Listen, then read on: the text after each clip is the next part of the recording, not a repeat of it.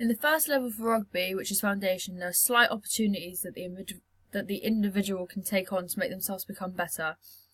These progression opportunities can be joining their local club, which can be connected through their schools, as this will give them extra time to develop further knowledge and skills. The equipment itself will be very minimal because they are beginners, which means that they only need to learn the basics. This minimal equipment is the ball, and that itself has a decrease in the size because of the age of the players taking part. Usually this would be a size 4. Since this is foundation level, there will need to be a smaller size ball due to the fact that they are at a younger age and need to develop. The coaching within this level is pretty basic for the fact that only the main rules need to be applied to the players, like passing backwards, so no specific qualifications are needed from the coach. The participation numbers, however, are still at a minimum amount due to this starting in local schools or even clubs and developing their skills in maybe after school clubs, which they might prefer to do. For this age or level, the competition at this stage would be either no or minimal contact due to the age of the participants again. They can also play mixed genders with a game of touch, as this is a good way of getting the players to communicate and still develop. So at foundation level, school children will be introduced to basic skills of rugby, such as passing, catching, and the basics of how to play a game. It's important that children have a basic knowledge of the sport so they can determine whether they are interested in it and whether they want to carry on in the later stages of the continuum. To progress to the next stage of the continuum, which is participation, the children should join their local club. Here they can attend regular training and fixtures against other teams to increase their ability and skill level in the sport. Rugby is stereotypically a male-dominated sport and is mainly targeted at boys rather than girls because of the aggressive nature of the game, but recently more girls have been encouraged within schools. There are a few aims to create more opportunities for people to get involved with rugby by providing them with training and funding so they are able to improve their skills, and this doesn't just include playing, this also includes coaching and officiating.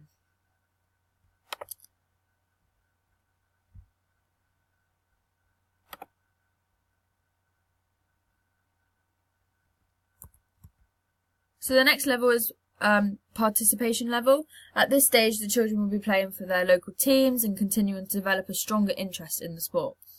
This stage is important as the players are taking part in physical activity outside of school, meaning they're going beyond the standard expectations, which helps them lead to a healthy lifestyle and will gain them valuable life skills. This stage also helps better the community, as young people will be involved with the sport and physical exercise rather than causing crime and violence, getting involved with drugs, etc. So for this level, the equipment will be slightly smaller still due to, similar to foundation level, but for those who are progressing quicker, they might have more access to the equipment just to find their skills, which they can definitely develop on. Participation numbers will begin to increase due to the rugby being quite a popular sport, as more people from foundation will, if they do like it, they will progress upwards, and therefore more numbers will be increased, and especially for those at this age of the level, definitely become more interested in the sport. Coaching at this level wouldn't need any specific qualifications again, as this is just about the knowledge and the learning. Maybe a bit more knowledge would be put into the sessions just to get that increase of knowledge and maybe skills as well. So the progression opportunities at this level would to join their local club or several clubs if they wanted to help increase those skills and further development, wherever it's so it's not just in school, so they can get more knowledge that they can use for both school and clubs. And again, like I said, those who enjoy rugby, they may join more than one club. Competition at this level would be maybe a mini tournament against different schools as a friendly fixture, especially for those in under 13s to under 16s. There can be games organised by clubs, which are just friendly games for a about 20 minutes. Because due to my personal experience in school, I did have a mini tournament in school in which there were several schools, and I would just play a game for like 10 minutes. It was really good. So the next level is performance level at rugby. At this level, players will take part in regional teams for like Somerset, or they could be scouted for big league teams like Exeter Chiefs or places like that. Once they've reached this stage, players get scouted to start playing at the international level, which could be like England. So this level is pushing them basically up to the very top of the continuum, which is what the coaches want to do. The equipment will be very much accessible because there's going to be a variety of equipment to help them improve their tackling, their rucking, which people that are funding them will give them equipment to help gain this, gain their knowledge and their skills. So better equipment is used to help those develop even further and even challenge themselves. Participation numbers can be varied only due to that those that are good in the sport are chosen in competitions or leagues. This is obviously due to their level of talent, which are seen or recognised by their own coaches, and even those that could come down from Somerset and get scouted. Coaching at this level, coaches would be expected to have a level 2/3 qualification, so they can give such a variety of knowledge to the players. Otherwise, this is to do with the rules, the regulations, so they know everything about the sport. Progression opportunities for those at this level can be a variety, because some may get scouted for lower clubs or higher clubs or even county, but at this level, due to their level of performance, they would get scouted for county or just high level clubs to represent themselves, and this is how they get more scouted for like international clubs as well. Competition at this levels, this is from athletes being individually selected, so competition at this level is set at a very high standard, because teams that they'll be playing will be also at a high standard when they're playing, so competing at such a high level, and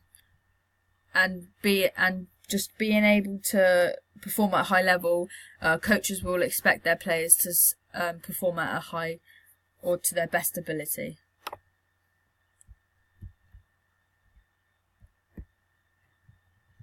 The last level is elite level. This is the highest achievable level of the sports development continuum, and this consists of the players playing for top professional clubs or even international teams for, like I said, England, any international country, even like Wales, Ireland, New Zealand. So the equipment at this level will be very, very high standard. At elite level, they will be funded, whether that's through Sport England or just their governing bodies to help them. So the RFU will help apply very good accessible equipment. This equipment can include gym equipment for them to increase their muscle mass, and even recovery training for rehab, like foam rollers, just to suit the athlete's needs, which is what the funding will do to the athletes. Since they are at the elite level, which is the highest ever, they will want to give the best facilities and the best equipment to the team.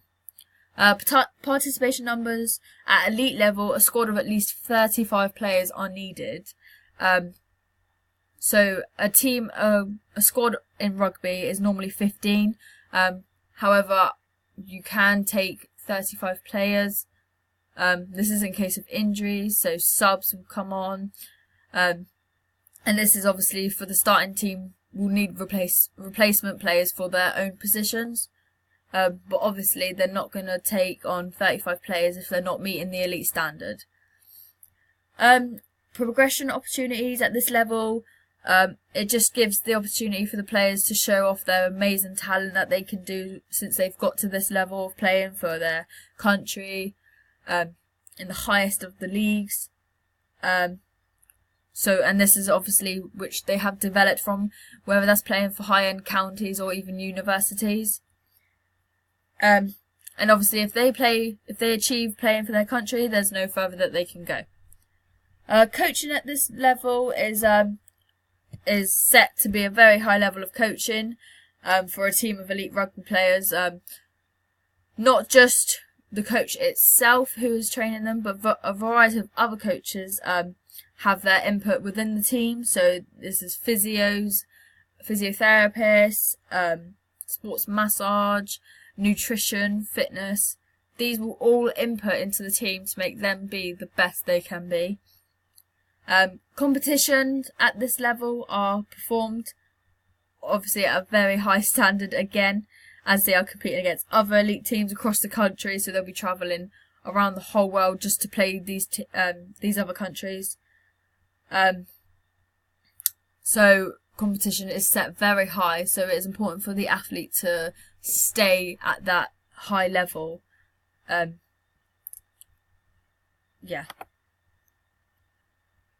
So comparing and contrasting rugby between all performance levels. So starting with foundation level. Again, foundation is taught very briefly compared to other performance like elite, where it's taught more broader. Obviously, with foundation, it wouldn't be taught so much and wouldn't be so forceful on the athletes as they're such a young age. Whereas in elite, they're gonna push their athletes to have that knowledge and have so much knowledge and skills that they know what they're doing on and off the pitch, really. This level is also the foundation is also more appropriate for those who are at beginner's stage. So for those who need to just learn the basic skills if they're not feeling very comfortable, and any drills that might need being taught to them. Participation level in comparison to foundation, at this level they have more variety of ages and includes a mixture of genders that can be used for any games even.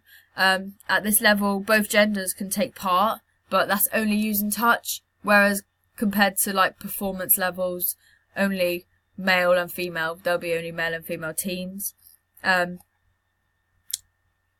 obviously with foundation level, the group is split because that particular level is more common for young males to participate in rugby. There will be occasionally a few females. At performance level, a few rugby clubs have the availability to get sponsors for them, which does help them out with equipment and facilities, like I said earlier. But compared to the previous two performance levels, this level does give more of a chance to those athletes to develop their skills even further. Whereas with the other two levels, there wasn't any signs of this because they're just learning the basics, so they wouldn't need so much pressure on them at such a young age. Finally, coaching at elite level is set at a very high standard in comparison to the previous levels, because elite level involves every single coach knowing everything about the sport, which is they can impact on their own players, and like even getting them to get involved in high intensity exercise, which does affect their performance in a positive way. This high level of coaching also gives the players the opportunity to get the help that they need, whether that's through rehab from injury or their diet, and to help them improve on their lifestyle, whereas the other levels did not give that opportunity.